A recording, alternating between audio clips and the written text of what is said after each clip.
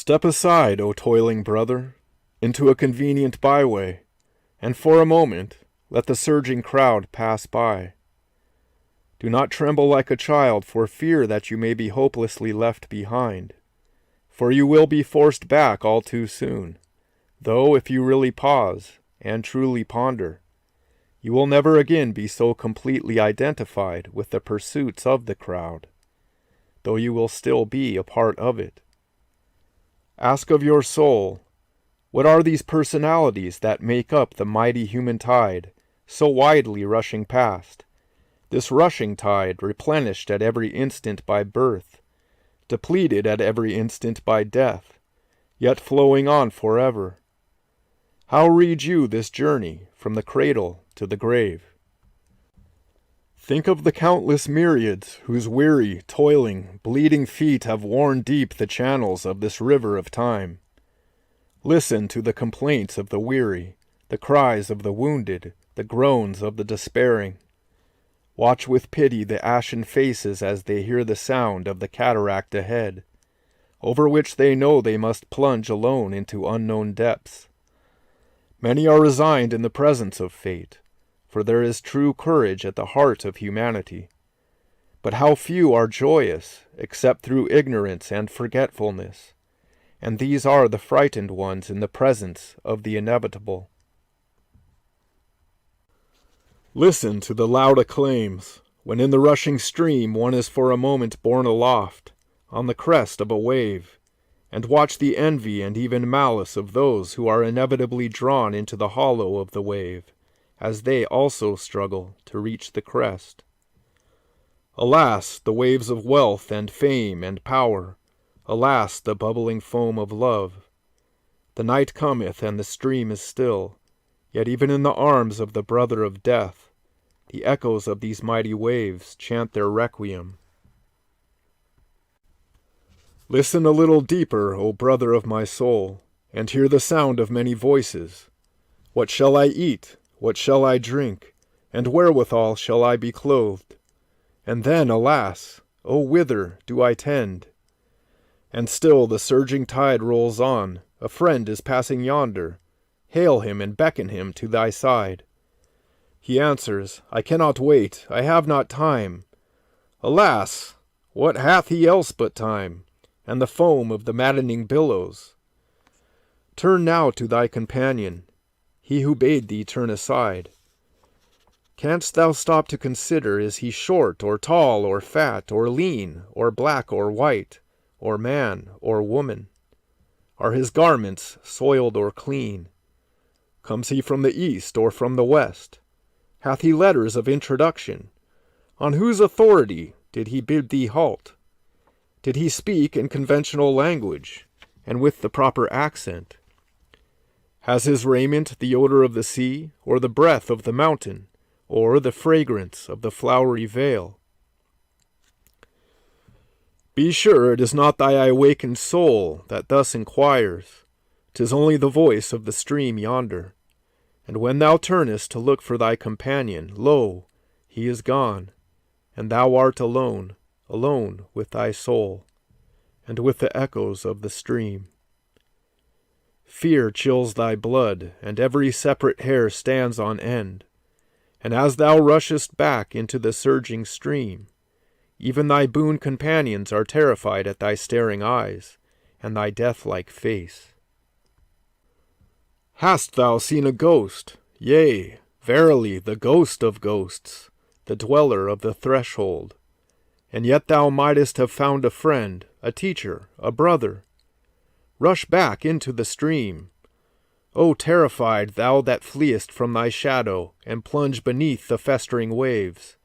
Yet even as its murky waters overwhelm thee, thy muscles creep, fear tugs at thy heartstrings.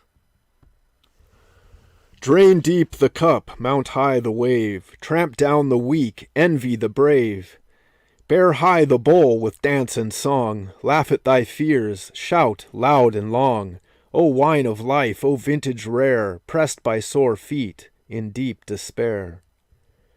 Slowly the pendulum of time swings to and fro with measured chime. The dweller ever on Bacchus waits, and jealous guards the golden gate, O wine of wisdom soul distilled, won from the silence, life fulfilled.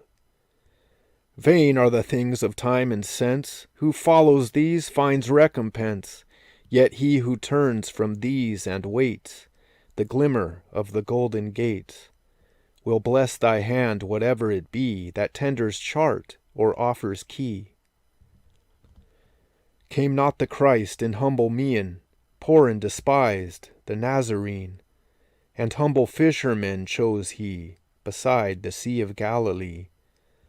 Left not Lord Buddha throne and power to meditate at midnight hour. What matters it what hand bestows the balm of healing for our woes? For God is God, and truth is truth. Ripe age is but a mortal youth. Let personalities alone go through the gates and reach the throne. How many are turned aside by personalities? How many look to the garb of the messenger, forgetting the message, and yet is not the message plain? At one time the message comes from a manger, at another it descends from a throne. Yet is the message ever the same. Nature and time regard not personalities, but swallow up all alike. Yet do nature and time and destiny teach ever the same great lesson. And he who would learn of these must both forego and forget personalities, his own and those of others. Personalities are but the fleeting waves on the river of time, caused by the friction of the winds of fortune. They are the weakness and not thy strength. Thy strength is in thy soul, and thy soul's strength is in the calm, and not in the storm revealed. Inquire not who or what the messenger, but study well the message that comes to thy soul, and bears thee ban or blessing, according as thou receivest it.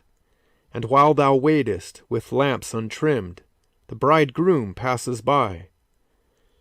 What matters it to thee what infirmities the messenger may bear, except as thou mayest help him so to bear them, that truth may run a freer race? Is it not enough for thee that truth hath given him her signet ring?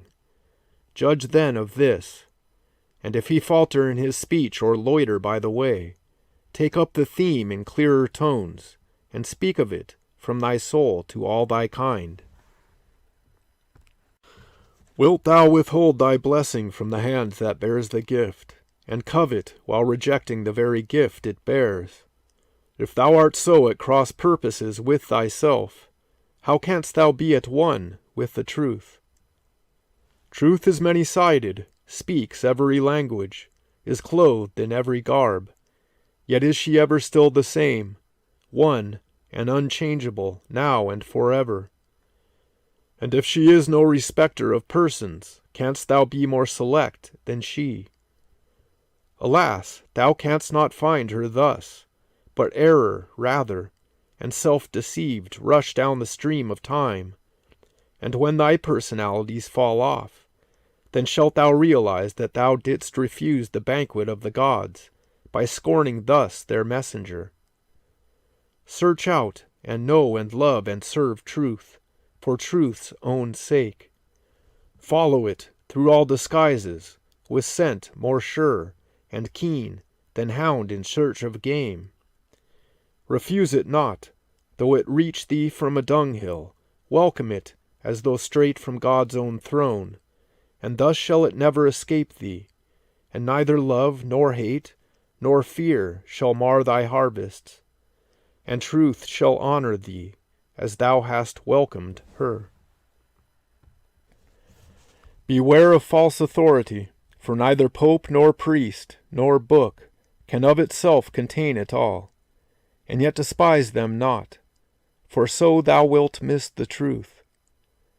The sole authority for truth is truth's own self, and if thy soul is but akin to her, thy quickened soul will recognize her every garb, by ties more strong than blood, by kinship everlasting.